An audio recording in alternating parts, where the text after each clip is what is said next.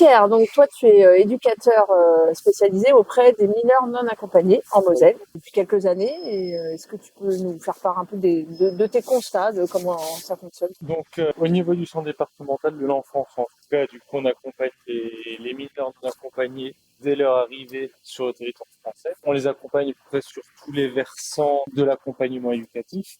Après, la difficulté qu'on a, c'est que, étant donné que le budget pour les MNA est bien moins conséquent que les jeunes du département, justement, ça fait qu'on a des groupes beaucoup plus conséquents, un taux d'encadrement beaucoup moindre, surtout que là, cette année, il y a eu beaucoup de MNA qui sont arrivés, notamment des réorientations de Paris, qui a fait qu'on était arrivé en gros sureffectif. Sur un groupe conçu pour 27 personnes, on arrivait à 107 MNA au plus fort des effectifs, avec un éducateur en plus. Au niveau des conditions d'accompagnement, c'est compliqué de faire du qualitatif. C'est compliqué pour nous professionnellement, mais surtout pour les MNA qui souffrent aussi de la situation. Ce que tu décris, c'est qu'on a déjà une protection de l'enfance à deux vitesses, entre évidemment les mineurs étrangers qui arrivent seuls sur le territoire français, donc qui sont en danger parce qu'ils sont seuls, et les mineurs nationaux qui sont confiés à l'aide sociale à l'enfance pour plein d'autres raisons aussi, qui sont aussi en danger. Et on a déjà dans l'État, deux protections d'enfance à deux vitesses avec des moyens différents. Quelle serait la mesure qu'il faudrait mettre en avant pour améliorer l'accompagnement des MNA? Évidemment, pour qu'avoir une protection de l'enfance qui considère de la même façon les enfants, quelle que soit leur nationalité. Mais tu parles de manque de moyens au niveau, par exemple, éducatif. Quelle serait cette première mesure qu'il faudrait prendre?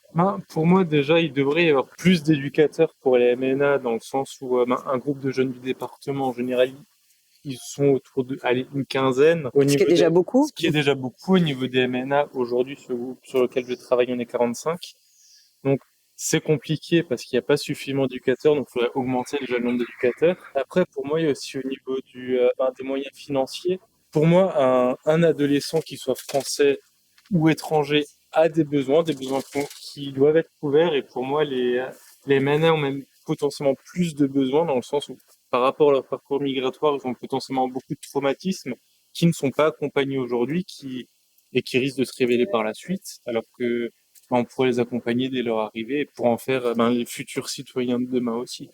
Donc accès à la santé, à l'éducation, à tout ce qui est normalement le droit des enfants dans notre pays, dont les ménages sont souvent privés par manque de moyens et choix politiques. Par rapport au droit à l'éducation, effectivement, ça met du temps. Pour les plus de 16 ans, c'est compliqué puisqu'il y a peu de place dans les écoles. Par rapport au droit à la santé, effectivement, il n'y a pas suffisamment de praticiens sur notre service.